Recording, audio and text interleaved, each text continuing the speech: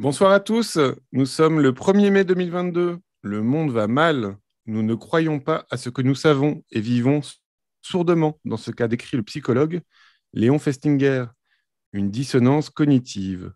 Notre comportement rentre en contradiction avec nos idées ou nos croyances. Le psychanalyste Pierre-Henri Castel résume cette dissonance dans son livre aux éditions du Cerf, Le mal qui vient.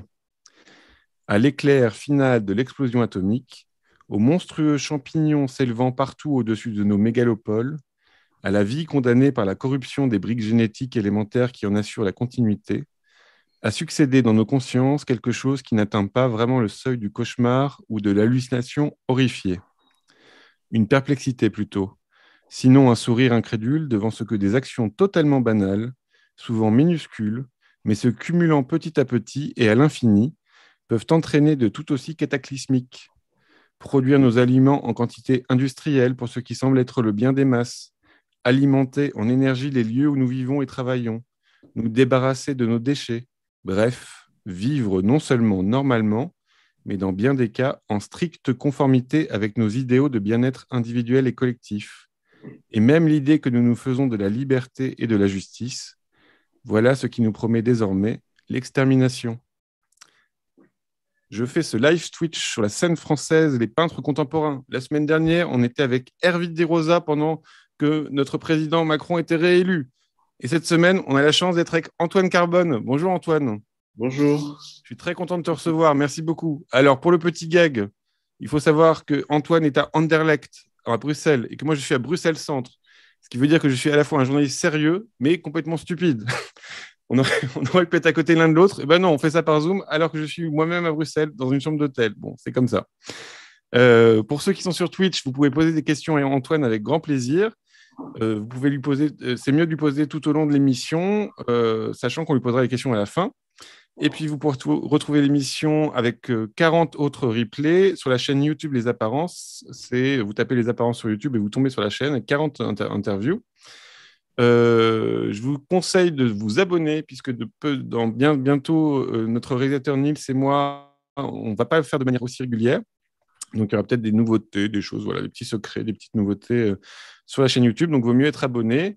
Et puis, n'hésitez pas à partager l'émission, la vidéo, faire des likes, discuter, tout ça, parce que ça fait vivre l'émission.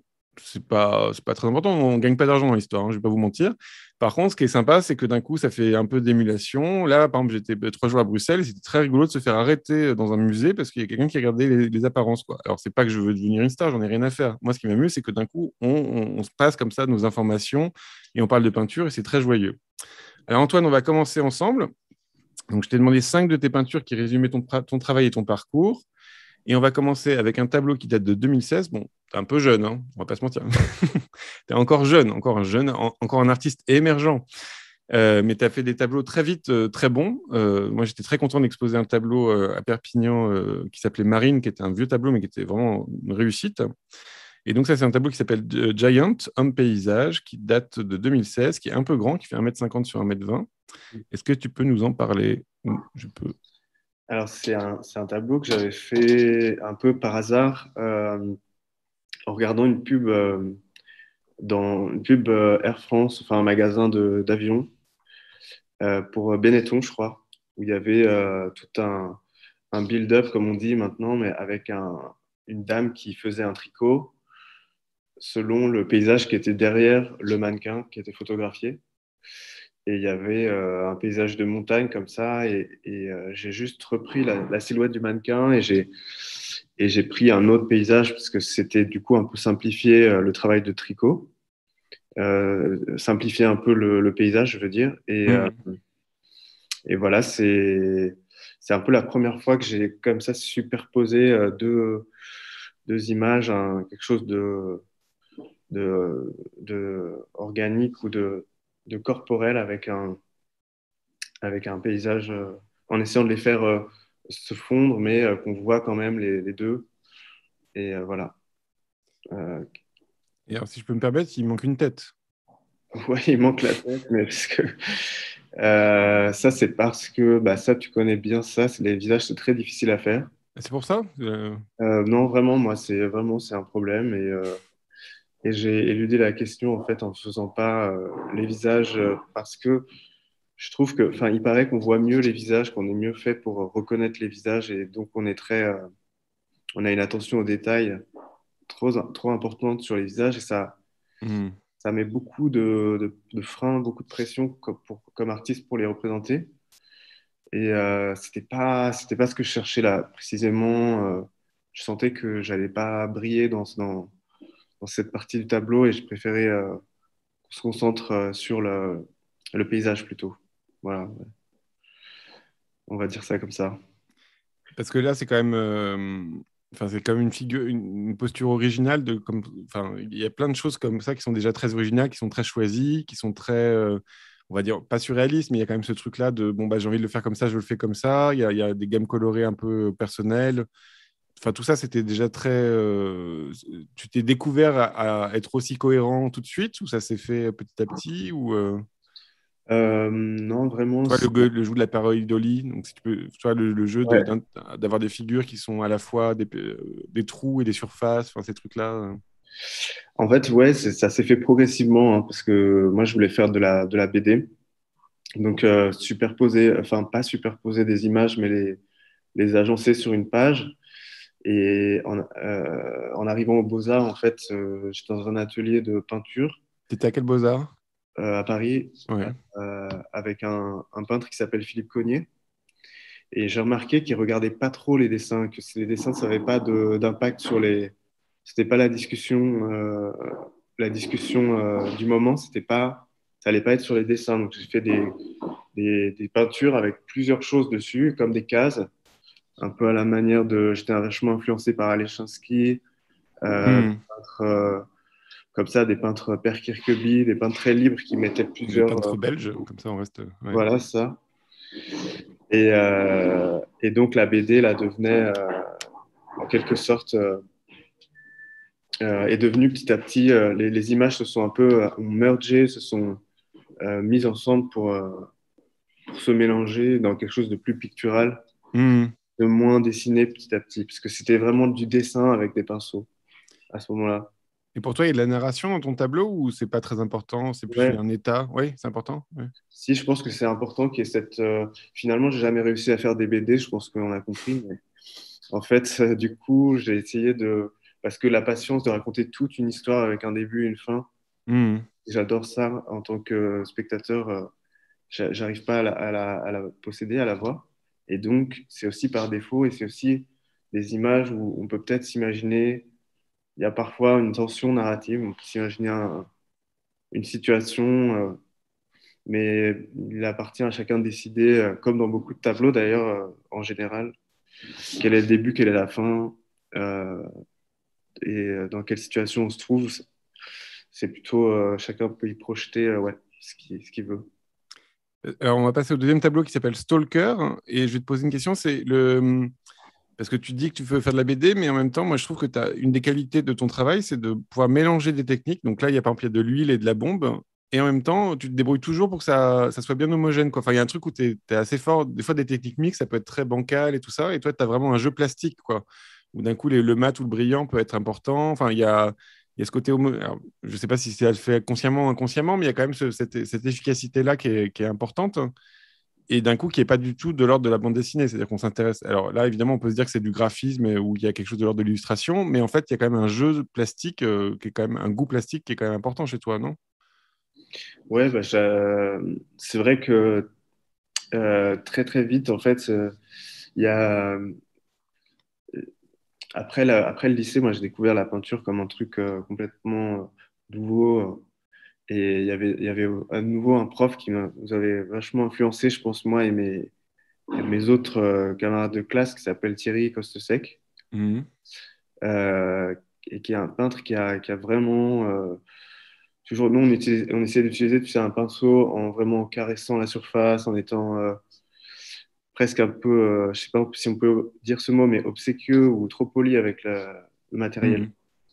Et lui, il prenait des bombes et tu vois, des graffeurs qui faisaient des trucs avec des bombes et des Mhm. voitures. Et tu vois, il prenait des bombes, il prenait un trousseau de clés, il perçait la bombe comme ça, il en foutait partout. Il disait, voilà, ça c'est.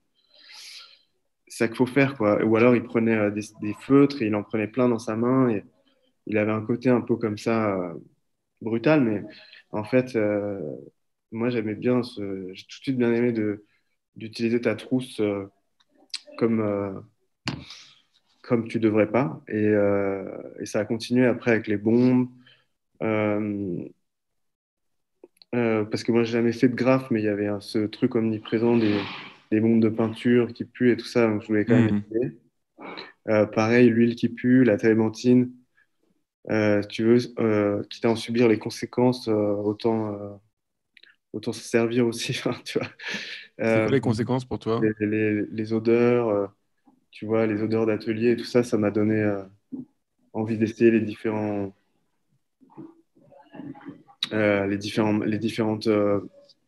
vraiment tous et de les mélanger. Et aussi, je pense qu'il y a un truc important, c'est le dessin. Mhm. Je dessine quand même assez précisément ce que je veux. Alors, je précise, parce qu'on a un petit peu de bruit, que tu es tu travailles, donc tu es à Bruxelles dans un espèce de truc où il y a plein d'artistes en même temps. Et donc, évidemment, c'est sympa, mais en même temps, ça fait du bruit dans tous les sens. C'est ça? Voilà, bah ouais, ouais, j'ai C'est dû. pas grave. On va se concentrer sur ta voix. Mais donc là, quand tu fais des tu fais des tests techniques directement sur le tableau ou est-ce que Tu fais des tests techniques c'est-à-dire directs que sur le tableau. c'est-à-dire que là, tu prends le risque de gâcher le tableau, ça t'arrive d'en rater et c'est pas grave. Bah, au début, au début, donc il y a ce truc un peu superstitieux que quand on a raté une partie, c'est fini, on n'y arrivera jamais. Mhm. Mais en fait, finalement, en recouvrant et en utilisant un peu des acryliques au début du tableau, le séchage est plus rapide, le séchage de l'acrylique, et donc c'est pas dramatique le lendemain ou même une heure après, on peut effacer Mhm. ce qu'on pense avoir raté.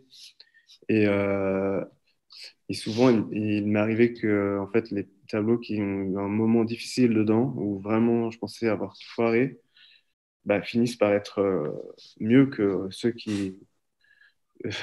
où tout s'est bien passé, mais il n'y a pas trop il y a pas trop de relief, quoi. Et là, t'en fais plusieurs en même temps ou c'est un par un ou c'est J'essaye d'en faire plusieurs en même temps parce que ce serait bien du point de vue, je sais pas, expo, même commercial, tu vois, Mhm. mais franchement, c'est nul, ça marche pas. Ils sont pas bien. Si j'essaie d'en faire deux, trois en même temps, il y en aura aucun Donc de. c'est un par un et ça prend un peu de temps ou ça va vite ou c'est Ça me prend entre 1 et 2 semaines. Mhm. Et là, tu fais des dessins préparatoires, tu vois, tu te prépares avant de toucher à la toile ou c'est la toile, c'est de la toile que ça apparaît les sujets. Alors, on va passer au troisième qui s'appelle la neuvième porte, comme ça, parce qu'il est quand même déjà bien composé, et puis il faut y aller, quoi, dans les détails, des fleurs et tout ça. Donc ça, par exemple, tu as préparé ton coup avant d'y aller ou c'est au hasard La neuvième porte, bah, en fait, ça vient d'une idée aussi. C'est un film. C'est pas un très bon film de Polanski. Ah, mais je l'adore ce film. Il faut pas dire qu'on aime les films de Polanski, mais c'est un très beau film, oui, avec, d'ailleurs, Avec Johnny Depp. Ouais. avec Johnny Depp qui est en ce moment en train de témoigner. Ouais. Il y a tous les meilleurs dedans. Ouais, et il y a beaucoup il y a ouais, un peu de grotesque et des diables et des vampires. Enfin, c'est assez chouette quand même. Ouais, ouais, carrément. Bah, C'est un film d'horreur qui se passe dans les bibliothèques, quoi. Voilà. ouais, c'est génial déjà. Mm. Et en plus, à un moment, il y a, je crois que c'est Ludivine Seigné qui vient le. Non, Non, c'est Emmanuel Mathilde Seigné. Seigné. Emmanuel Seigné. Emmanuel Seigné, ouais, je les confonds tout le temps. Ouais, voilà. Et en fait, Ça fera plaisir à Emmanuel Seigné. ouais, désolé, Emmanuel. Mais en fait, elle a un casque, tu vois, Mm. noir qui reflète le paysage à un moment elle Ah vient. oui, c'est vrai. Ouais. Ouais. Et ouais, c'est une sorte de 3D début des années 2000, je pense, qui est pas terrible, mais qui est très touchante et belle. Et je me suis servi de ça, je me suis dit, bah, c'est pareil, c'est un événement un peu comment, de la photo, du film, un Mm. événement d'image qui reflète le paysage et qui, en même temps, tu as l'impression que ce qui est reflété, c'est aussi ce qui est derrière. Donc, c'est un mélange entre entre figure fond. Et en Et, même temps, c'est inversé. et c'est inversé, voilà, donc c'est Ouais. un peu une triche aussi. Euh, Et donc ça, pour ça, tu savais que tu voulais peindre ça et tu as préparé des esquisses et tout ça. Tu dessines un petit peu sur la toile avant d'y aller ou tu vas ouais. complètement à la peinture et... Ouais, parce que là, alors je voulais pas que le fond soit le même que dans le film. Hmm. Et donc, j'ai choisi un fond, tu vois, qui est avec des plus arboré. Et j'ai utilisé l'image du film, donc j'ai fait une esquisse de vraiment du casque, Hmm. une esquisse du fond. Et après, j'ai essayé il y ait des décalages, voilà, sur les côtés, sur les bords du casque pour que sa forme apparaisse en fait sans. J'ai essayé de faire le moins possible un trait. Je l'ai fait Oui. quand même, hein, C'est-à-dire, c'est plus un contraste entre deux couleurs et deux valeurs que voilà, la ligne dessinée. Ouais. voilà, c'est ça. Et donc, ouais, deux esquisses en général, deux dessins. Et là, par exemple, les couleurs aussi, tu avais pensé avant les couleurs ou c'est un peu... Ouais, parce que je trouve qu'il y a presque une gamme colorée, enfin, presque publicitaire, quoi. On pourrait l'utiliser, tu vois, un truc de Pantone. Je trouve qu'elles sont Ouais, bien trouvées, quoi. Voilà. Donc ça, c'est des choses qui se font instinctivement, c'est des tubes du moment ou c'est un truc que tu travailles, que tu réfléchis avant de poser ou... c'est, je sais pas si c'est tu vois, dans le livre de Matisse, les correspondances, enfin, Mhm. les propos, il y a un moment, il dit, à la fin, il fait une sorte de lettre un peu à la, euh, La euh, Rilke? non, non, j'allais dire celui qui a fait De Natura Rerum, là. Ah, Euh, Lucrèce? Ouais. Lucrèce, une lettre à un potentiel, tu vois, élève, quoi, disciple qu'il n'a pas eu, au jeune peintre, quoi. Une lettre Ouais. au jeune peintre. Bah, c'est pas si loin de Rilke que l'être un jeune poète, mais bon, je sais pas. Ah oui, c'est ça. Ah, je connais pas, c'est pour ça. Ah bon, tu m'as envoyé balader, mais c'était à peu près l'idée. Ouais, excuse-moi. Ouais, tu savais très bien. C'est pas grave, t'inquiète pas. Ouais, ouais, en fait, il dit qu'il va falloir utiliser les couleurs pures parce que c'est fini, en fait, de faire des demi-tons et tout ça. Moi, je n'étais pas du tout Mhm. d'accord, hein, Ouais. avec lui, mais je pense que j'aime bien utiliser des couleurs qui sont proches, en tout cas, des sorties du tube au début du tableau et après redescendre Mhm. en mettant des couleurs plus cassées, plus claires ou plus foncées, en mélangeant avec du noir ou du blanc, juste, tout simplement. Mais voilà. Et ton imagination, ça vient tous les jours ou c'est un truc que tu fais des carnets, tu dessines un peu, tu le travailles ou c'est un peu, ouais, là, comme tu m'as dit que c'était un film qui t'as fait sortir l'idée, est-ce que t'as produit beaucoup de tableaux, t'en produis quand même beaucoup. Ouais. Est-ce que t'as un espèce de rituel ou ça se fait un peu au hasard, enfin, ou du côté du vivant, enfin voilà. Je prends les choses. C'est vrai que des fois, je peux pas m'empêcher de remarquer des choses et de les noter, de les, de les utiliser. Hmm. J'essaye, et vraiment, ça, je voudrais pas faire comme ça. En fait, je suis pas à l'aise avec ma manière de récupérer des images du tout, parce qu'elles passent par Instagram beaucoup, et puis par des captures d'écran, parce qu'en fait, euh, voilà, je me suis fait cette réflexion que quitte à passer du temps sur les écrans, autant le faire fructifier en prenant juste des références qui nous marquent et qui nous interpellent. Hmm. Mais il y a moins d'intention qu'avant, et où je prenais vraiment le temps d'aller dessiner. Bah, ça part de l'école d'art, encore une fois, d'aller dessiner dans les musées, Hmm. dans les endroits, même dans des endroits bizarres. À un moment, on nous a demandé de choisir un lieu. Moi, c'était l'hôpital Necker. J'avais dessiné à l'hôpital Necker des enfants Hmm. euh, dans la cour, et je dessinais même pas les enfants malades, les pauvres. Je dessinais la cour vide, enfin, tu vois. Hmm. Et en fait, c'est un truc que t'aimes pas faire au début, puis après, tu prends goût. Mais je le fais plus trop. Parce que là, on est d'accord que le décalage, enfin, la référence que tu donnes de la neuvième porte, le film, moi, j'ai pensé au film quand j'ai vu le titre, j'ai pas pensé au film quand j'ai vu l'image, quoi. C'est-à-dire qu'il y a quand même tu déplaces quand même le truc qui fait que si tu n'appelais pas ça la neuvième porte, on n'y penserait pas du tout. Ouais. Donc c'est quand même, c'est quoi, c'est Souvent, souvent justement, je les appelle comme là d'où ils viennent parce que comme ça, ça me permet de m'en souvenir. aussi. Euh, franchement. Non, mais justement, Marc Desgrands-Champs, c'est la première conférence que j'ai vue de peintre. Ouais. Et je lui avais demandé pourquoi vous mettez pas de titre à la fin. Et il a dit, bah, tu vois, la phrase de Duchamp, c'est comme une couleur que tu donnes au tableau, mais qui est pas sortie du tube. Hmm. Et, et c'est vrai que moi, je suis d'accord avec ça. Mais par contre, quand tes fichiers s'appellent tous sans titre sur ton ordi, Ouais. tu galères un peu pour les retrouver. Et en fait, c'est un peu prosaïque, mais tu vois, c'est juste, Hmm. aussi, ça te donne un indice. Je me dis, si quelqu'un connaît la neuvième porte, il connaît peut-être cette scène. Hmm. Peut-être que ça va, il y a une personne sur 1000, et en espérant que 1000 personnes voient le tableau, mais tu vois qui va peut-être tiquer là-dessus. D'accord. Voilà. Et là, on va passer au quatrième tableau qui s'appelle Don't Bother Me, qui date de 2018, qui est à l'huile et à la bombe. Et là, c'est plus grinçant ou plus. Bon, quand tu disais que tu aimais bien la BD, bah voilà, il y a ce truc-là, cette ambiguïté-là. Mais en plus, alors, j'ai pas vu le tableau en vrai, mais je suis sûr qu'il y a un truc plastique beaucoup plus. Là, évidemment, on revoit l'image en reproduction, donc il y a un effet comme ça qui renvoie à la bande dessinée, mais je suis sûr qu'il y a quelque chose de plus plastique dans ton tableau. Comme ça, c'est pour ça que c'est un avantage de. C'est important de voir les tableaux en vrai parce que, évidemment, en reproduction comme ça, on pourrait se dire, bon, voilà, mais je suis sûr qu'il se passe des choses. Alors, est-ce que tu peux nous en parler? Ouais, il y a... ça, c'est un. Bon, souvent, quand même, dans mes références, dans mes influences, il y a l'art des estampes japonaises et des monstres. Hmm. Et je trouve que c'est quelque chose qui est très partagé par j'allais dire par une génération, mais en fait, non, par plusieurs générations de gens qui ont eu les mangas, tu vois, vu des Hmm. animés.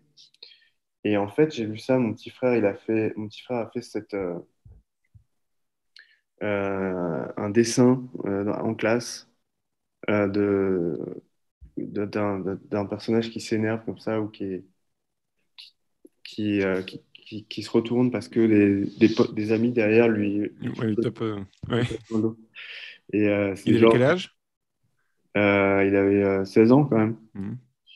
mais son dessin n'était pas si mal. Et donc, j'ai essayé de le mettre dans un tableau. Il était venu m'aider à Bruxelles pour préparer une expo, donc on a fait ce dessin. Et du coup, je sais pas, ça l'a aussi motivé, tu vois, c'était une manière de le motiver aussi pour m'aider. Hmm. Et, et ça a marché. Et puis, bah ouais, c'était assez simple comme départ. Et après, comme suite, il voulait que je lui montre comment on fait de la peinture à l'huile et tout, le paysage derrière, on a commencé à faire ça à l'huile, tu vois, et à faire un paysage un peu plus compliqué. On a laissé cette grande surface au milieu Hmm. et de l'acrylique blanche et grise. Et on a fait des détails, mais juste sur le pourtour. Et, et comme ça, je pouvais aussi lui expliquer, tu vois, s'il se plantait un peu, je pouvais un peu gérer ce qu'il faisait. Et, tu vois, Ouais. et ça a plutôt pas mal marché, il était vachement appliqué.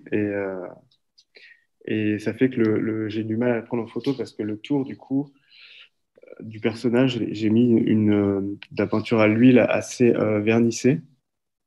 Et Donc ça donc, brille. des Ouais. reflets, ouais, ça fait des reflets tout le temps. Et c'est pour ça qu'il y a un petit dégradé autour du personnage et qu'il a un halo qui est vraiment très japonais, shinto dans L'eau l'idée. violet, là, c'est ça? Enfin, bleu-violet. Voilà, c'est ça. Ouais. Hmm. Euh, un personnage qui dégage une aura, il a un halo, tu vois, qui se matérialise dans certaines représentations bouddhistes et shintoïstes. Donc, Et toi, ton rapport au tableau, tu fais des tableaux comme ça et où c'est très important pour toi, ou c'est parce que là, c'est rigolo que toi, tu nous racontes que tu l'as fait avec ton frère et tout. Donc, il y a un côté très joyeux, très vivant, très simple. est-ce que c'est important ou pas? Enfin, tu vois, Ouais. quelle place ça a par rapport comment tu te situes, je sais pas, par rapport à d'autres Euh, peintres plus sérieux ou ouais, plus graves, tu vois? C'est pas, on ouais, est là, la manière dont tu parles de ta peinture, c'est pas en Sam Kiefer, quoi. Voilà, c'est ce que je veux dire. ouais, ouais. Non, mais je comprends, je le prends pas. Tu vois, je le prends bien. C'est juste que c'est très. En fait, c'est en participant avec Chris Martin. Chris Martin, c'est un peintre de Brooklyn, Mhm. abstrait. Et, il disait, il était venu faire un workshop à l'école où j'étais. Il disait, il faut s'amuser sérieusement, en fait. Donc, tu vois, il faut Mhm. trouver des raisons de se lever le matin. Et pour lui, ses peintures, elles sont assez ludiques d'ailleurs, mais je dis pas que je fais la même chose, mais c'est juste, euh, voilà, des fois, on fait une peinture plus ou moins avec des intentions différentes. Et celle-là, Mhm. il y avait clairement cette intention de peut-être de partager un moment avec mon frère, mais voilà, il se trouve que ça a bien marché. Ça aurait pu être tout pourri, Mhm. ça avait plus de chances d'être nul que bien. Mhm. Mais des fois, il y a aussi la notion de chance et qu'il y a des choses bon, qui se passent bien. Et voilà, par contre, quand ça ne marche pas, il faut être assez sérieux là, à ce moment-là et il faut pas les laisser passer, quoi. Et ça t'arrive de jeter des choses et de. Ouais, quand même pas mal. Je fais pas mal de déchets. Quand tu dis pas mal, c'est quoi comme Je suis à, proportion? je suis à 1/2, je pense. Ah ouais? Ah, bah, Ouais. ah ouais, ok. Donc c'est quand même, t'as une éthique alors. Ouais. Non, mais enfin, tu vois, c'est quand même. Ouais, et et ce que je me demandais aussi, c'est que là enfin, si on va mettre le lien de ton site en bas de la chaîne YouTube, mais ton travail, il peut quand même aller dans des univers assez. Tu peux changer de tonalité, de couleur, tu peux changer de pays. Les paysages, ils peuvent être d'un coup un peu. Comment dire, un peu primitif, puis d'un coup, ça peut être beaucoup plus contemporain. Enfin, toi, tu as un univers qui est quand même assez large. Tu as pu faire des tableaux de la planète Terre, de la Terre vue de loin, enfin, des choses comme ça. Comment est-ce que tu réfléchis ça un peu je sais pas, pas en directeur artistique, à savoir où est-ce que tu vas aller pour que ça soit un peu cohérent comme monde, ou est-ce que tu te fais confiance sur le fait que de toute façon, ça ta touche à toi, que tu as ton style à toi et que ça va marquer. Tu vois, parce que l'imagination, évidemment, c'est très large. Donc d'un coup, tu peux partir très très loin, quoi. Donc on t'a beaucoup repéré pour les pareidolie. Donc les pareidolie, c'est quand on voit un visage dans un paysage et ce genre de choses. Mais il y a quand même, tu te permets d'aller dans plein d'endroits, quoi. Donc c'est comment tu te situes par rapport à ça? Est-ce que tu réfléchis à ça ou c'est pas, tu te laisses aller puis tu vois ce qui se passe ou enfin voilà. Là, tu vois, ça m'amuse que tu me dises que t'en jettes un sur deux parce que d'un coup, bah oui, voilà, il y a quand même Mm, il y a quand même un surmoi derrière. Il est beau partir dans tous les sens. Bah non, pas du tout, quoi. mm. Ouais. Non, c'est une vraie question parce que en plus, on nous demande souvent, c'est vrai, comme de se positionner. Et ce qui marche, entre guillemets, aussi bah, dans le cadre des expos, dans le cadre d'être aussi de la notoriété, tu vois, on se fait connaître Hmm. avec une image ou une autre. Mais c'est vrai que ouais, j'avais commencé avec des principes de peintre de droite hier. J'avais commencé moi avec des principes hyper de recherche de liberté sans limite et même de recherche de toujours casser sa propre empreinte, tu vois. Il y avait une espèce de principe de si tu essayes de te ressembler à toi-même, tu ressembleras à rien, Hmm. tu vois, dans les ateliers. Et c'est vrai que non, non, il y avait une volonté, et chez Cognier aussi, dans cet atelier de recherche, quoi. Mais même jusqu'à être un peu kamikaze, c'est-à-dire à faire une chose et son contraire, et de la vidéo. Moi, je faisais beaucoup de vidéos. Hmm. Et c'est peut-être ça aussi, l'enchaînement des images, différents plans cinématographiques ou des plans audio, où d'un seul coup, tu vois sur une image, tu vas vouloir représenter l'audio parce que tu en as envie le matin. Euh, D'avoir des amis aussi, j'ai fait beaucoup de peinture à deux avec un peintre qui s'appelle Safir Shraga, mais qui fait plus de Hmm. peinture maintenant. Après, j'ai fait beaucoup de peinture avec d'autres gens de manière ponctuelle et on en reparlera certainement après, mais c'est des choses qui m'ont aussi fait sortir En fait, ça m'a apporté beaucoup Hmm. euh, dans ma culture et dans le fait aussi, c'est un privilège de voir quelqu'un peindre, tu vois. Tu te dis, il va résoudre ce problème, je vais faire une montagne, il va faire cette montagne. Il a fait, mais tu te dis, mais il fait n'importe quoi. Il ou elle fait n'importe quoi. Hmm. Et en fait, il s'en sort, mais par une technique, d'un moyen que tu n'aurais pas anticipé. Hmm. Enfin, je sais pas, j'ai trouvé, ça m'a. Et du coup, j'ai essayé de me mettre dans ces situations où je me suis dit, là, tu vas pas y arriver si tu trouves pas un nouveau moyen. Et, euh, et voilà. Et au début, c'était vraiment un jeu. Et après, je me suis rendu compte qu'il y avait quand même des choses qui m'intéressaient plus que d'autres. Et je pense que ça se dessine petit à petit. Je suis parti de loin, mais maintenant, les choses, peut-être qu'à la fin, je ferai que des natures mortes ou je sais pas. Hmm.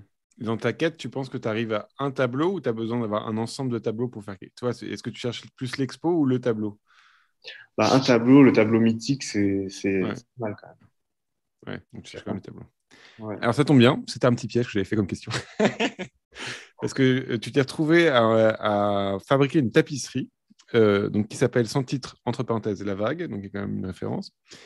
Euh, c'est une tapisserie, donc d'un coup, c'est quand même, on te demande de presque déclarer ton identité en tant qu'artiste quand on fait une tapisserie, parce qu'on ne va pas en faire 25, c'est avec des gens et tout ça. Est-ce que tu peux nous en parler un peu? Donc là, on voit la tapisserie. Donc, Mm. tapisserie, c'est tissé, hein, vous avez compris. Voilà, vous pouvez aller voir sur Internet, vous mettez tapisserie, vous trouvez des choses. C'était quelque chose qui coûtait presque plus cher que les tableaux à une époque, notamment à Rubens, par exemple, les tapisseries de Rubens coûtaient plus cher que les tableaux.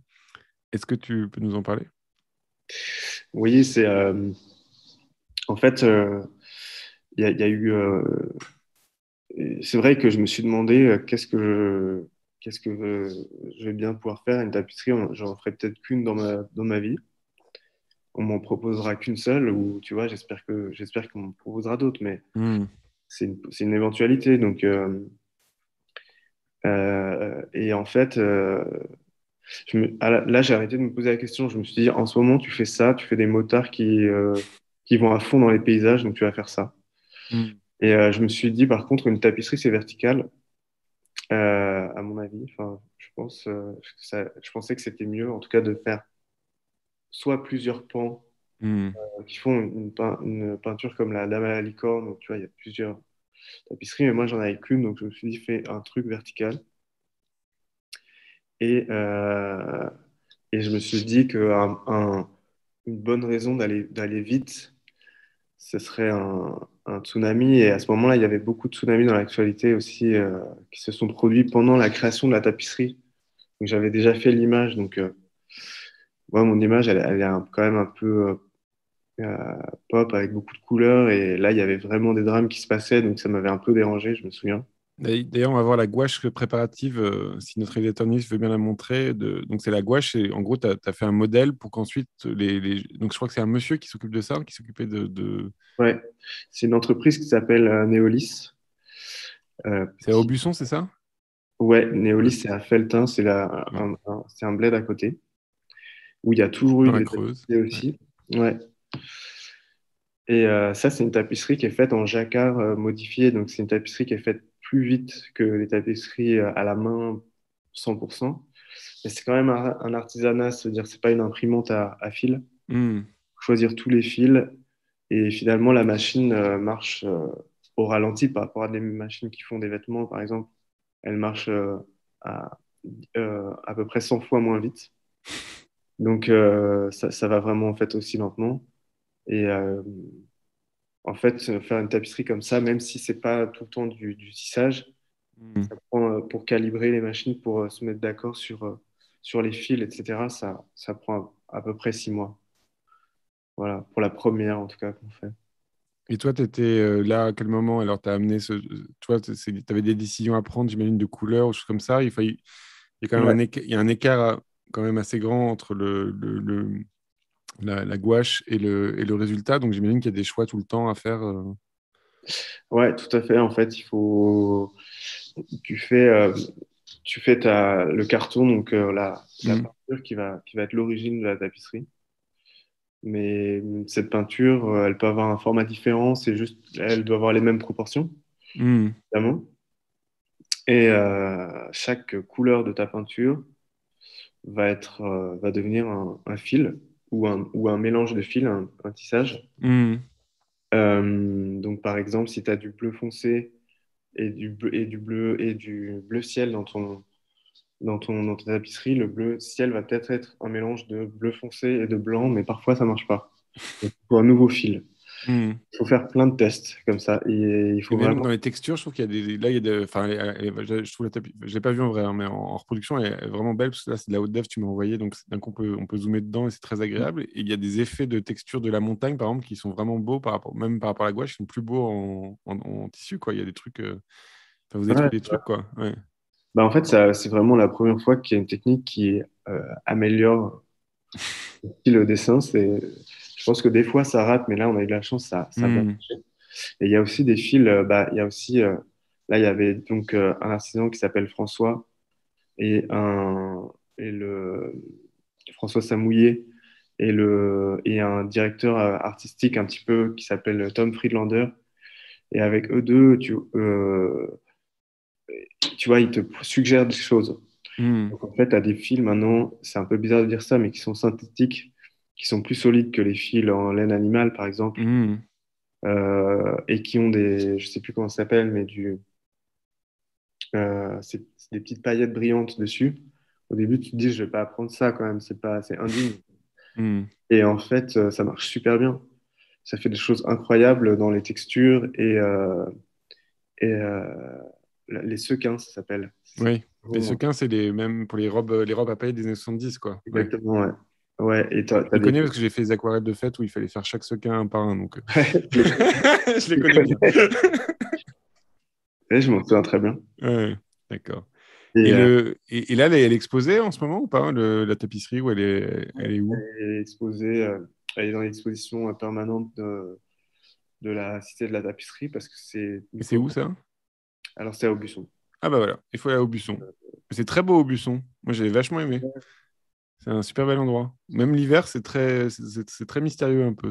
Voilà. Ouais, tout à fait. Ouais, ouais, c'est. Autant Guéret, c'est dégueulasse, faut pas le dire, mais voilà, Guéret, c'est dégueulasse, mais Aubusson, c'est super. Non, je suis d'accord. On va passer à la deuxième partie de notre émission. Et je t'ai demandé une peinture de l'histoire de l'art qui était importante pour toi. Et alors, je pense deviner pourquoi, mais tu m'as proposé un tableau de Pierre-Paul Rubens qui s'appelle Henri IV reçoit le portrait de Marine Médicis et se laisse désarmer par l'amour. C'est un tableau qui est au Louvre, dans la grande salle des Rubens, où voilà, Rubens a fait plein de tableaux. Est-ce que tu peux nous en parler? Mais alors, ça, je pense que c'est peut-être quelque chose que tu as dû faire aussi. Ouais. Et Nathan Herbelin nous en a parlé aussi dans les Twitch. Ouais. Voilà, ouais, mais on était Mm. dans le même cours. Mais je veux dire, c'était un cours qui se passait au Louvre avec un prof qui s'appelle James Bleudet, un prof et dessinateur aux Beaux-Arts, et qui faisait des Aux cours de Beaux-Arts de Paris. Ouais. Beaux-Arts de Paris, pardon. C'est ça parce que tous les gens après ils me disent ah Les les Beaux-Arts de Beaux-Arts. Marseille c'est quoi? C'est pas les Beaux-Arts? Bah si. Donc voilà. Ouais. C'est un truc de snob de Beaux-Arts de Paris de dire les Beaux-Arts. Non, c'est vrai, mais en plus, Non mais je te jure ça peut être vexant donc faut bien. ouais, là, il y a les Beaux-Arts de Bruxelles en plus aussi. Donc là, c'était à Paris, donc c'était au Louvre. Ce cours se passait au Louvre. Et dans la salle des Rubens, on nous Mm. demandait de choisir un tableau qu'on allait recopier toute l'année Sur une feuille A4. sur une feuille A4. C'était bien aride. Ouais. Ouais, ouais. Et si on changeait, bah, le prof n'était pas content et tout ça. Donc, moi, j'ai dessiné ce tableau, mais j'avais pas compris en fait le principe. J'ai choisi ce tableau le premier jour et après, je ne trouvais pas terrible la première journée, la fin de la première journée. Et j'ai dû le dessiner pendant un an, tous les jours, toutes les semaines. Mm. Mais en fait, bon, très vite, j'ai commencé quand même à l'aimer parce que j'ai compris plein de trucs dedans. Le fait qu'il y ait un portrait dans un paysage, ça m'a aussi, je pense, influencé à ce moment-là. Mm. L'histoire qui était écrite sur le cartel d'ailleurs, que Henri IV va devoir marier Marie de Médicis, enfin, et son portrait lui est livré. Et je crois qu'apparemment, il aurait dit qu'elle n'était pas très belle, enfin, je sais pas. Et en fait, là, là, du coup, c'est comme c'est un En hommage gros, à. c'est un mariage politique et d'un coup, il connaît pas le visage de Marine Médicis et il se Ouais, marie et il la voit en tableau avant de la voir en vrai, quoi. Voilà. C'est ça, hein. c'est ça, exactement. Et lui, comme il était coureur et tout ça, il avait vu plein d'autres femmes et il se dit, ah, elle est pas très belle et tout. Mais là, en fait, dans ce tableau, Rubens, il n'a pas le droit de représenter ça. Il est peut-être même pas au courant. Et donc, Henri IV, il est en pamoison. Et il y a des anges qui lui ramènent le tableau. Mm. Euh, il y a plein d'éléments qui sont un peu drôlatiques quand on connaît toute l'histoire, que Rubens connaissait peut-être même pas. Et, ouais, il y a des dieux, il y a des animaux. Et il y a un fond de tableau qui est vraiment superbe aussi. Euh, Mm. il y a un paysage qui est brossé à grands coups de brosse, qui est Et, vraiment, vraiment très, très bien fait, quoi. Le paysage qu'on voit juste à l'horizon. et on n'est pas si loin aussi de ton espace à toi, qui est quelque chose d'un peu frontal et un peu abstrait comme ça, de haut en bas, où bah, on est dans Ouais, le flou aussi un peu, quoi. Ouais. Il y a ce truc, il y a quand même beaucoup de nuages. il y a beaucoup de nuages, c'est très premier plan. C'est Mm. une composition ouais, assez frontale comme ça. Tout est frontal, tout est devant. Euh, Il n'y a pas de, il y a pas de recherche de profondeur du tout. Et d'ailleurs, c'est le cas de pas mal de tous ces tableaux-là. Ils sont tous au premier plan. Et, euh, et voilà, Rubens, c'est pas mon peintre préféré, c'est pas ma série préférée de Rubens. Mm. Euh, c'est, C'était par contre une sorte de masterclass de dessin, de composition, des compositions qu'on retrouve après, mais tu vois, dans le radeau de la Méduse, avec un tableau qui est plus réussi à mon avis, Mm. plus intrigant, même si plus tardif, donc c'est normal, mais il y a un, il y a déjà ça en fait. Il y a déjà les membres qui se répondent, il y a plein de symétries que du coup James Bloody nous expliquait et que c'était un vrai apprentissage en fait, ce cours. Et alors, moi, j'ai un souvenir de Nathaniel qui me disait qu'à l'époque, James Blunt, c'était la star de sa génération à elle. Alors que moi, par exemple, de ma génération, donc en 2000, on va dire 2004, on était beaucoup plus ironique parce on nous disait qu'il fallait pas peindre déjà. Mais donc, d'un coup, même moi qui adorais la peinture et tout ça, bah, j'étais un peu ironique. J'avais triché avec James Blunt. J'avais fait des marques dans mon papier pour avoir les lignes. Il s'en était pas rendu compte, donc je l'avais un peu Ouais. jugé quand même. Parce que j'avais des points pour raccourcir. Alors, j'étais déjà en train de tricher, donc j'avais raccourci tous les points. J'avais décalqué évidemment l'image et j'avais tous les points prêts pour dessiner, quoi. Donc j'avais fait le dessin en 1 heure. Il était facile, il était un peu genre waouh, pas mal. Alors que moi, j'avais triché de partout, quoi. Mais bon, Ah là là. il n'avait pas vu le truc, mais bon, voilà. Tu Euh, l'avais imprimé avant sur une. Tu l'avais imprimé. Oui, c'est ça, j'avais imprimé, j'avais pris des marques sur le papier blanc de A4, et puis d'un coup, Voilà. j'avais plus qu'à relier les points, et voilà. Ce qui fait Ah. qu'aujourd'hui, quand je dessine, j'ai des gros problèmes de proportion, donc voilà, je suis puni. J'adore. Et Et alors, je t'ai demandé un tableau que tu n'aimais pas, que tu ne comprenais pas et que tu rejetais. Alors, ça m'a étonné, et tu m'as proposé le Sabbat des sorcières de Goya. ouais, Pourquoi? Bah euh, alors? franchement, je sais pas. Il y a un truc. C'est un peintre Goya J'ai essayé de choisir un peintre après qui est quand même aimé d'une manière un peu unanime, quoi. Ouais, bien sûr, mais c'est mieux. Ouais. Qu'est-ce qui Et ne parle pas dedans? Ouais. j'aime pas tout en fait. L'espèce de. J'aime rien en fait. Et c'est bizarre parce que je comprends que Trop sombre, hein. Ouais. c'est trop sombre et même la mythologie qui est représentée me parle pas trop. Et, et je T'aimes sais pas pas. les enfants morts suspendus en grappe sur un bâton, t'aimes pas? Ça te parle Bah, pas? en fait j'aime bien True Detective et les séries un Ouais. peu glauques. Et en peinture, je sais pas pourquoi ça passe pas. C'est parce que j'ai l'impression que c'est à l'opposé de ce que moi je recherche Hmm. dans les tableaux, qui est peut-être plus solaire et plus naïf. D'une certaine manière, c'est une recherche qui va dans des méandres de l'âme en fait humaine. Et je comprends mieux dans les tableaux de Picasso, bah, où il y a aussi des taureaux, des boucs et tout, et et des gens pauvres dans les périodes bleues, Hmm. des moments difficiles, tu vois, mais qui sont plus ancrés dans le réel. Et, Là, de l'imaginaire, mais en plus noir, c'est pas possible, quoi. Ouais. Ouais, je sais. Et il y a Rajouter du malheur au monde. Ouais. voilà, c'est une manière que je connais pas, que je comprends pas, qui est proche de la cartomancie, aussi ouais, des superstitions et qui sont hyper importantes pour toute une partie de la culture et tout. Mais en ce moment, il y a beaucoup d'artistes qui tirent les cartes, etc. Hmm. Et c'est quelque chose, moi, auquel j'ai le sentiment de ne pas avoir accès. J'ai pas l'impression que ça m'élève ou que ça élève qui que ce soit d'ailleurs. Mais je peux pas imposer aux gens ma vision de. Et toi, tu cherches à t'élever comment par tes peintures? Alors, c'est quoi le contre-Goya que tu proposes Eh ou ben, je qu'est-ce que sais tu pas. cherches? Ouais. Oui, J'ai non, pas mais de- ça. Je te demande pas mais des pistes. J'imagine bien que tu vas pas me dire exactement ce que tu cherches, mais il y a quand même un truc de. Est-ce que c'est un décor dans lequel vivre? Est-ce que c'est un des. Bah, en fait, à titre personnel, tu vois, il y a quand même un truc qui manque à la société, à moi, en tant que. C'est une forme de transcendance, je pense. Hmm. Mais ça, c'est perso. Enfin, tu vois, j'ai l'impression que les artistes comme Goya ou comme avaient la notion d'une transcendance positive et une autre négative, etc., qui s'affrontaient.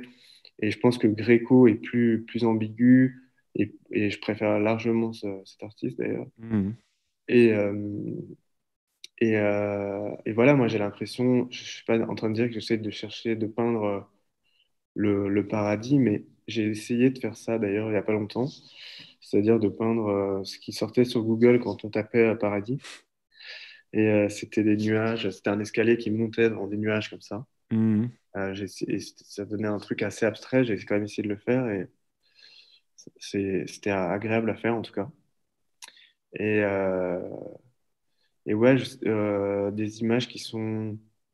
euh, je me reconnais beaucoup dans Poussin.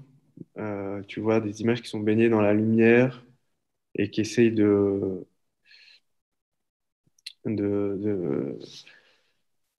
d'élever l'âme. Mais je sais pas, ça fait un peu bizarre de dire ça quand même. Non, non, c'est très bien.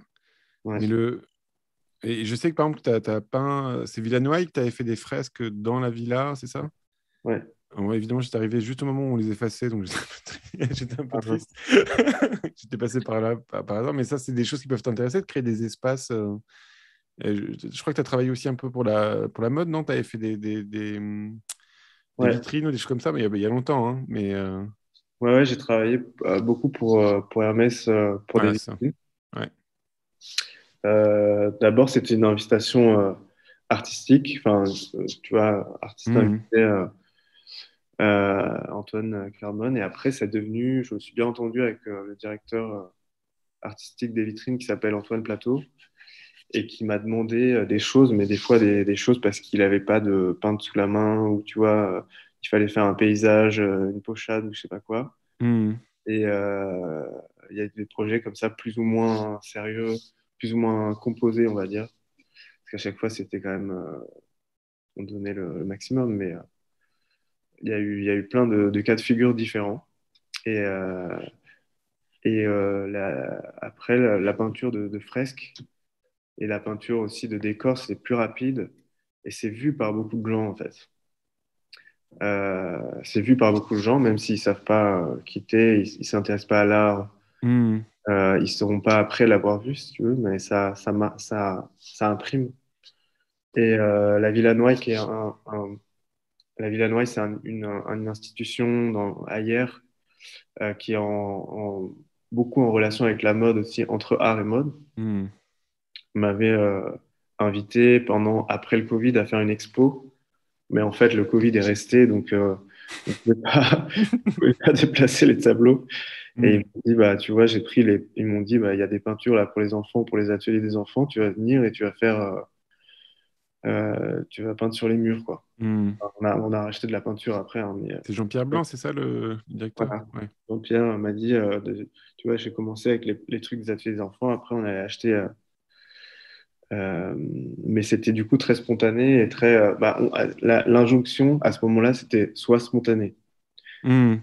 C'est horrible de demander ça en fait. C'est le même. Et tu as eu du plaisir à le faire ou pas? Parce que c'était grand, hein. Je crois qu'on J'ai peut le voir beaucoup de sur ton plaisir. Instagram. Hein. Ouais. C'était en fait, c'était un été, donc il y avait beaucoup d'amis à moi qui sont venus à Marseille à ce moment-là. Et ouais, La villa, ils ont été géniaux et ils les ont accueillis, tu vois. Donc moi, je disais, tu veux passer un peu de temps à la villa, bah, tu peux m'aider aussi à, Hmm. ou alors tu vas chercher à déjeuner ou je sais pas. Et donc mes potes sont venus un par un peu comme ça et c'était une expérience super parce que euh, non vraiment les étoiles se sont alignées pour faire une fresque bien parce que souvent il faut quand même de l'aide, il faut quelqu'un qui assiste ou quelqu'un Hmm. en stage que ça soit pas trop dur pour lui ou elle non plus. Parce que voilà, il faut se lever tôt, il fait super chaud et après on se couche aussi tard donc on fait la sieste le midi, tu vois. La Villanoise, Et ça, pardon. c'est Non, mais orienté. je me demandais si tu avais l'impression de faire ton petit paradis là-bas ou parce que c'est un endroit déjà très très beau. Ouais, Ouais, ouais, ouais, complètement. Mais dans une chaleur infernale. un peu ardente. Voilà. Mais ouais, complètement, parce que déjà, c'était bah, un grand espace, donc c'est pas tous les jours qu'on te dit Ouais. quand Donc j'étais hyper reconnaissant comme ça tous les jours, et en même temps, j'avais beaucoup de pression. Hmm. Et après, beaucoup d'espace aussi, donc Beaucoup de pression, mais on te disait d'être léger, donc voilà. Allez, on voilà. va passer. Donc, ça, c'est ce qu'on demande aux artistes souvent. On va passer, excuse-moi, hein, c'est une question de temps. On va passer à une œuvre qui a nourri ta pratique, justement une œuvre qui avait nourri ta pratique, et tu m'as proposé un film de Jacques Hazan qui s'appelle Le Bigger Splash, qui est donc un film sur David Hockney, mais un film de fiction. Ouais. Alors j'ai fait plein d'images de capture d'écran du film parce que je le trouve très beau visuellement. Moi personnellement le film je le trouve un peu mal construit donc on s'ennuie un peu je trouve à le regarder. Mais par Ouais. contre évidemment on est dans l'univers du peintre David Hockney et c'est quand même assez fascinant de le voir en train de peindre des tableaux qui sont devenus des chefs-d'œuvre depuis, enfin ou en tout cas reconnus comme des chefs-d'œuvre. On va jusqu'à la projection, enfin voilà. On a les figures, on a les personnages des tableaux de David Hockney en vrai en train de vivre donc c'est quand même impressionnant. Bah, David Hockney, c'est un peintre que j'aime moins maintenant en ayant vu beaucoup plus de peintures, mais c'est un Hmm. peintre qui a quand même le mérite d'être très connu et, d'être et c'est quelque chose que j'aime en fait chez lui. Pour moi, peintre, c'est ma mère voulait pas que je sois peintre, c'était synonyme de vie ratée. Hmm. Je pense comme Romain Gary, mais en fait, ça me faisait hyper stresser de me lancer là-dedans. Et en regardant les peintres modernes qu'on nous montrait à l'école, donc à l'école, on nous montre beaucoup Matisse et Picasso. À l'école, je veux dire, pas l'école d'art, hein. Hmm. Euh, pour moi, ça faisait pas de sens. Et en fait, Hockney, il proposait des dialogues avec Picasso, notamment dessiné, où il s'imagine que Picasso le regarde en train de dessiner, il dessine Picasso, Hmm. c'est dessiné par Picasso. Et, euh, et c'est quelqu'un qui a beaucoup de facilité graphique et donc ça plaît. Moi, ça me plaisait énormément en fait ces portraits. Je me disais, moi, je veux faire ça, je veux apprendre à faire ça. C'est génial la façon dont tu as Hockney de mélanger les genres, de faire des choses presque abstraites et des périodes très très figuratives, très réalistes.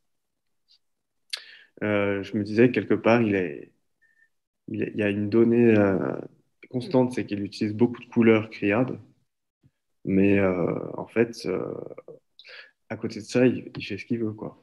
Alors, je reviens au film parce que je suis un élève. Ouais, Je suis un pardon. bon élève. Non, il n'y a pas de problème.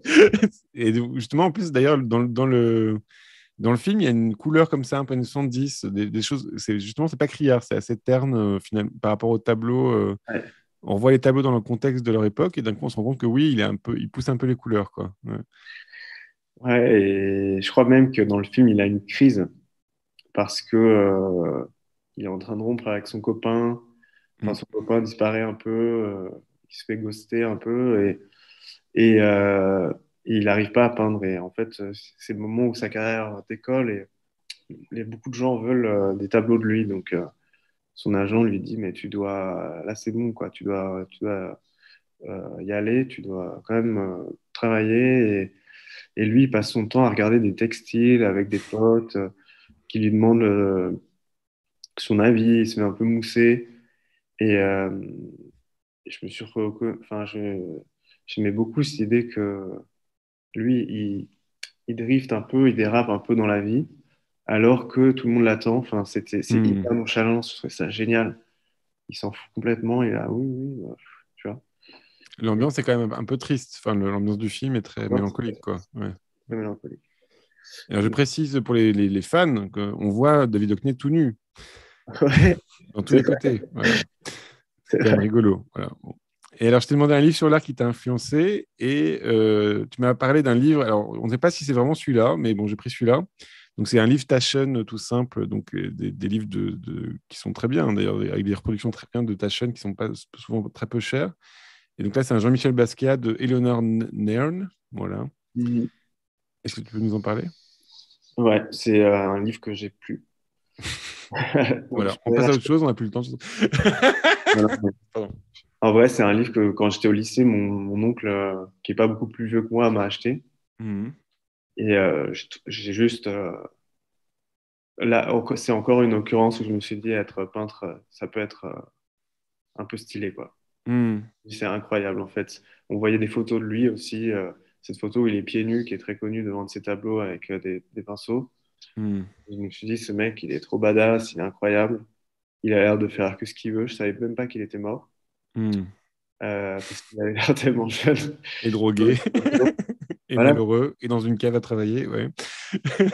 voilà, mais ça, c'est Ouais. vrai que la première fois que si tu lis pas, et je lisais pas à l'époque, Non, bien sûr, oui, oui. je savais pas. Mais moi, ça m'amuse toujours l'écart entre la réalité et l'image qu'on se fait Et, des choses. Ouais. ouais. Mais ouais, non, là, je me suis dit, ouais, pourquoi pas, quoi. Ça a l'air bien, quand même. Et donc, tu disais que ta mère n'était pas forcément pour le fait que tu fasses ça dans ta vie et tout ça. Comment tu t'es imposé, tu te l'as imposé tout seul? Ça s'est fait, c'était compliqué ou Ouais, non, mais quand il y même, avait que ça ou ouais, pardon. enfin, ouais, non, quand même, elle voulait que, je pense, Tu es content? elle est très contente maintenant. C'est juste que, à l'époque, je pense pour les parents, c'est la peur que leurs enfants soient malheureux. Hmm. Tu vois, et être artiste, c'est quand même, tu t'exposes à plein de raisons d'être malheureux à plein de moments de ta vie. Hmm. Euh, et surtout dans une forme de cliché, l'artiste malheureux parfois. Alors qu'en fait, il y a pas mal d'artistes qui sont heureux, même s'ils sont pas très successful. Euh, et en fait, c'est juste que, voilà, après moi, j'ai pas trop laissé le choix, c'est-à-dire je voulais faire rien d'autre Hmm. de mes journées, tout simplement. Donc, après, Donc c'était comme ça et pas autrement, quoi. Voilà. ouais, ouais, après, on se dispute et tout, les familles, ça se dispute, mais je pense pas forcément plus que dans les autres familles, en fait. Hmm. Pas forcément, quand même, j'ai de la chance qu'ils soient ouverts et, Ah oui, non, non, je voulais pas dire du mal de ta mère, hein, mais c'est juste, je pense à des jeunes qui nous écouteraient et comment tu as réussi à imposer. bah ouais, des fois, mais les Hmm. jeunes, ils n'ont pas besoin qu'on leur dise qu'il faut qu'ils se rebellent. Ouais, Ils le font déjà. ça se fait. Ouais. Mais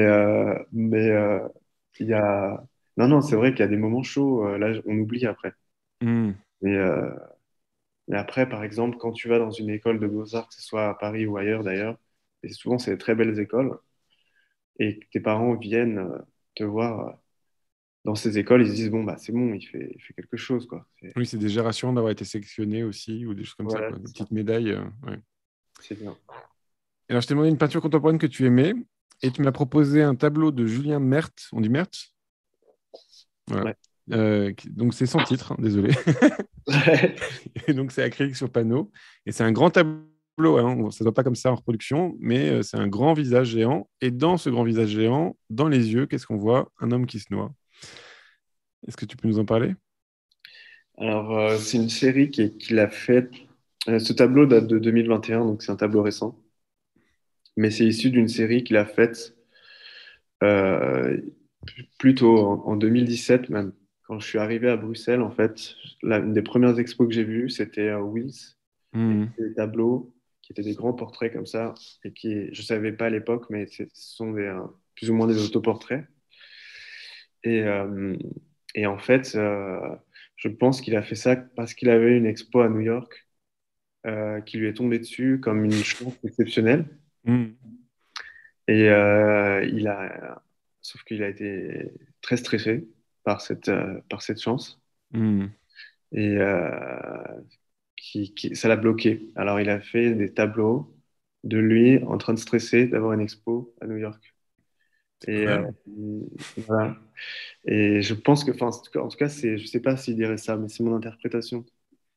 Et en fait, ce tableau-là, il intervient dans une expo je curate en ce moment dans le lieu où je travaille, qui s'appelle Triphasé.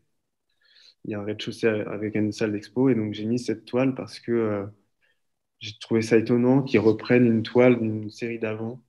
Il fait plus trop ce genre de travail maintenant. Hmm. Et en plus, il y a un homme qui se noie, donc ça nous rappelle l'actualité des migrants qui se noient dans la Méditerranée. Hmm. Je suis pas sûr, encore une fois, que c'était vraiment son intention, Ouais, là, on sent plus, c'est plus une allégorie que une allégorie, ouais, voilà. que quelque chose de documentaire. Ouais. Et par contre, toi, le visage, tu veux pas y aller, quoi. Il restera dans les paysages, mais tu vas pas t'y coller. Bah, cette manière-là, la manière de Julien, Ouais. Parce je que la là, trouve. d'un coup, il y a des émotions. Tu fais des paysages avec des émotions, avec des couleurs. Enfin, il y a un truc d'émotion dans tes paysages qui sont très forts. Mais c'est Ouais. vrai qu'un visage, ça raconte tout de suite on a tout de suite une expression, quoi. Ouais. C'est plus J'ai, direct. Ouais. ouais, non, non, j'ai même, il y a des portraits que toi, tu as fait où il y a beaucoup, beaucoup de choses qui se lisent d'un seul coup, mais ton autoportrait qui était à Ouais, ils sont vieux. Clara. Ouais. Mais si tu veux, comme j'y ai pas encore touché, il faudrait que je trouve j'ai l'impression que ce serait trop frontal pour moi de faire ça. Hmm. Il faudrait que je trouve un dérivatif. Et lui, il a trouvé un truc, j'étais hyper admiratif en fait. Parce qu'il a trouvé comment faire un portrait sur un grand format. Hmm. Là, c'est un visage paysage, là, encore une fois. Donc, Voilà. Et voilà, et je trouve qu'il a trouvé la solution. Et encore une fois, je pense qu'il m'a d'une certaine manière retardé parce que je me suis dit, bah, c'est bon, il l'a fait en fait, donc hmm. je vais le faire aussi. Mais, mais à un moment, j'y arriverai. Enfin, Ouais, donc c'est pas, tu te l'interdis pas, c'est ça que je voulais juste non, non, savoir. pas du Non, tout. voilà, on est Non. d'accord. Et alors, je t'ai demandé une peinture contemporaine française que tu aimais, et tu m'as proposé un tableau alors, ça me fait marrer parce qu'il y a écrit Sophie Varin sur la réunion Zoom, donc je pense que tu la connais bien. Euh, Ah ouais, j'utilise ton ordi là. c'est pas grave, c'est Ma juste pour copine ça en que je fait. rigole. Donc, c'est un tableau qui s'appelle Bossy and a Baby. Et alors là, pour le coup, c'est un tableau qui est tout petit, puisque ça fait Ouais. 10,10 fois 8 cm. Et c'est un tableau qui est une huile sur tissu. Et alors, je la remercie parce que je lui ai demandé un haute def pour pouvoir avoir justement le goût de la trame comme ça qui nous rappelle ta tapisserie. Parce que d'un coup, il y a vraiment un jeu de trame qui est vraiment intéressant, je trouve. Est-ce que tu peux nous en parler? Ouais, elle peint sur de la toile qui est pas apprêtée. Donc c'est du coton qui est tendu sur des tableaux qui font vraiment la taille là, entre mes doigts, Hmm. les grandes mains, donc c'est vraiment tout petit. Et, euh, et donc on voit la trame du coton parce qu'aussi l'huile rentre un peu dans la fibre. Et ça fait des toiles qui sont un peu velues comme ça, puisqu'il y a encore le poil du coton, et où il y a une douceur, et il y a une douceur de la surface, et il y a une douceur aussi de l'ambiance avec des couleurs très chaudes, etc. Et des moments qui sont... Là, dans cette toile, il y a un personnage qui est dans la piscine et un autre qui est à côté. Et il y a une tension narrative, une tension peut-être un peu sensuelle aussi entre les deux personnages, alors que c'est des tout petits traits, des personnages bâtons. Euh, Hmm. On pense aussi à Tom de Pékin, je sais pas si tu connais, là, ouais, tout à fait. il y a un truc comme ça, une ambiance un peu sexuelle, alors qu'on ne sait pas d'où, mais Ouais, c'est trop elle est fort. là. Ouais, avec très peu de moyens comme ça, il y a quelque Hmm. chose qui se passe. Et c'est quelque chose que j'admire parce que je suis incapable de faire ça. Il y a très peu de moyens et il y a quelque chose qui vraiment résonne, mais aussi de manière très large. C'est-à-dire, les gens ont pas, ça canalise vraiment l'interprétation. C'est-à-dire que tout le monde a un avis différent sur ces tableaux, etc. Mais tout le monde est d'accord pour dire que c'est chaud, quoi. Hmm. Voilà. C'est sointant d'érotisme. Et d'ailleurs, je crois que ce tableau-là, enfin, elle est aussi exposée dans l'exposition Donc là, on va parler de l'exposition que tu as en ce moment Ouais. qui finit le 5 juillet. Donc ça, c'est à Bruxelles. Ouais. C'est quoi l'adresse? Alors, il y a deux expos à Bruxelles. Ah, d'accord, ouais, il y a deux expos. Je fais le détail. Alors, il y a une Ouais, je t'en expo prie, vas-y. que j'organise qui n'est pas une expo de moi, mais que j'ai curaté avec cette toile Mhm. qui finit le 14 mai et qui se D'accord. trouve à Triphasé. Euh, Triphasé, donc il y a encore 2 week-ends pour le voir. Triphasé, c'est proche du centre de Bruxelles, c'est boulevard Poincaré. Mhm. Et on trouve sur Google Maps. Très bien. Et on peut prendre rendez-vous sur le site ou l'Instagram de Triphasé, qui s'appelle Espace Triphasé. Voilà. Et ensuite, j'ai une expo qui a ouvert aussi là pendant à Bruxelles, c'est dans un lieu qui s'appelle Eleven Steens Voilà. et qui s'appelle L'Âge d'Argent. Et ça s'est ouvert jusqu'au 5 juin aussi. C'est juin ou juillet? Tu m'avais dit juillet tout à l'heure. Juin, Ah, pardon. juin, d'accord. Et ça, c'est très très grand. Hein. Ça t'a fait un décor. Enfin, j'ai vu quelques images. Gros malin, j'ai réussi à pas venir alors que j'étais vraiment dans le coin. Mais donc, t'as fait un grand décor. C'est un grand espace géant ou t'as fait comme un décor de théâtre, un truc comme ça. C'est ça que je. Ouais, j'ai fait comme une. Au début, je voulais vraiment utiliser un ancien décor de théâtre. Hmm, Finalement, j'ai fait une installation, j'ai fait une grande peinture au sol avec de la toile industrielle un peu publicitaire où j'ai pas avec des bombes. hmm. Ensuite, j'ai mis des peintures au sol, mais sur la tranche, donc elles sont levées comme ça. Là, je spoil un tout petit peu, mais c'est juste. C'était un cycle où le commissaire d'expo, qui s'appelle Jean-Marc Dimanche, il m'avait interdit de mettre des choses sur les murs, en fait. Parce que les murs sont pas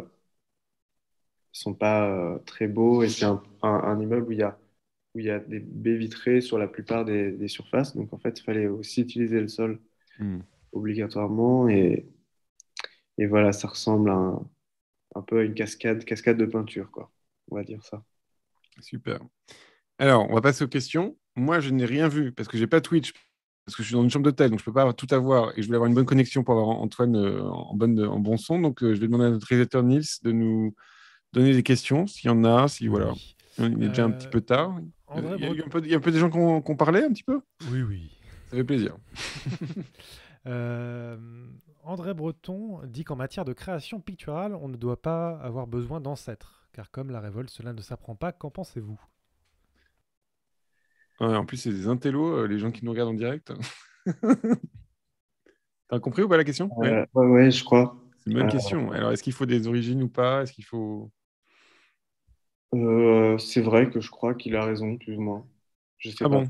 Toi, tu t'auto-engendres. T'as pas besoin d'avoir des pères, t'as pas besoin d'avoir des Et, grands-pères. en fait, ça me rassure beaucoup. Mais ça me rassure beaucoup et ça me plaît qu'il existe une histoire, en fait.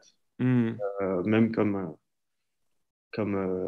curieux ou comme quelqu'un qui aime la culture. Mais je pense que s'il n'y en avait pas, bah, on en ferait, soit on recommencerait toujours à zéro. Donc, il se passerait des choses aussi différentes. Donc, pourquoi pas? De toute façon, on va tous disparaître bientôt. Et c'est les bien. autres, enfin, voilà. Genre de phrase que j'aime bien. Bon. Une autre question, Nils? Oui, vous avez parlé d'acrylique au début de l'émission. Vous l'utilisez pour le début de la composition de vos toiles? Oui, début, donc technique, c'est un peu la version 2022 de la technique mixte, on va dire. Avant, c'était avec la tempéra, Hmm, on faisait de la tempéra à l'œuf et de l'huile à la fin. Et là, je commence avec de l'acrylique parce que c'est un peu galère d'avoir des œufs et tout. Et puis le rendu est bien vif. dans l'argument. Mais tu es d'accord que l'acrylique, tu mets pas des couches épaisses, quoi. C'est vraiment très fin. Non, très fine, Ouais, très fine. voilà. Mm. Parce que sinon, ça se voit trop après à l'huile. Ouais, Voilà. Donc, c'est comme si tu approfondis l'acrylique avec l'huile, quoi. ouais, Ça, c'est, voilà. complètement. Une autre question, Nils? Tout votre travail est réalisé de tête imagination ou vous travaillez avec de la documentation? J'essaye, en fait, je mélange les deux. Euh, la documentation, j'essaye de pas m'appuyer dessus. J'ai remarqué que ça me réussissait pas. J'essaye vraiment de faire un dessin rapide, par exemple, si j'ai une photo, et Hmm, après, j'essaie de la laisser passer parce que j'essaie de prendre juste la substance qu'il faut et après de nourrir un petit peu avec éventuellement d'autres photos d'ailleurs, mais ou des choses qui sont pas picturales, quoi. Et quand tu es devant le tableau, toi, donc tu peins comme ça, voilà, et tu passes beaucoup de temps à regarder le tableau avant de repeindre dessus, ou il y a un moment de contemplation, toi, tu fais des allers-retours, ou tu es dedans complètement et voilà, ça va vite, ou... Non, ouais, non. Là, idéalement, j'aime bien quand même regarder ce qui se passe et faire en fonction. Et c'est là où j'y arrive le mieux. Hmm. J'ai du mal à faire de A à Z en une journée, bam bam. Il y a des artistes qui font ça, hein, et qui ont du mal d'ailleurs à faire autrement. Mais non, ouais, j'aime bien observer ce qui se passe, puis prendre des décisions, mais faire attention parce que évidemment, il y a la notion de quand s'arrêter. Et je préfère m'arrêter avant que après. Enfin, un peu trop Hmm. tôt qu'un peu trop tard. Et le gag d'utiliser d'autres techniques comme une bombe ou un truc comme ça, c'est histoire de se foutre dans la merde aussi. C'est-à-dire si tu fais un trait, puis voilà. Comment faire? Je t'imagine en train de. Bah, là, tu nous expliques que tu en jetais une sur deux. Donc, ça, j'ai bien compris le truc. Mais il faut quand même avoir envie de tout. Il y a un truc un peu, je sais pas, punk, de dire bon, bah voilà, j'ai fait Ouais, la sauce et d'un coup, hop, soit c'est la cerise, soit c'est une grosse merde, quoi. ouais, ça c'est vrai que ça c'est vrai que c'est excitant. Hmm. Parce que tu peux tout foirer. Mais c'est aussi un bon, des fois, une bonne manière de justement rajouter des choses très très subtiles, un peu fines, sans, tu vois, sans toucher à ce que tu as réussi. Admettons que tu veuilles pas, tu veuilles donner une autre tonalité à une œuvre plutôt que de mettre un glacis dessus.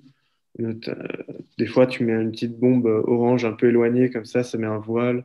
Il y a Hmm. plein de manières d'utiliser.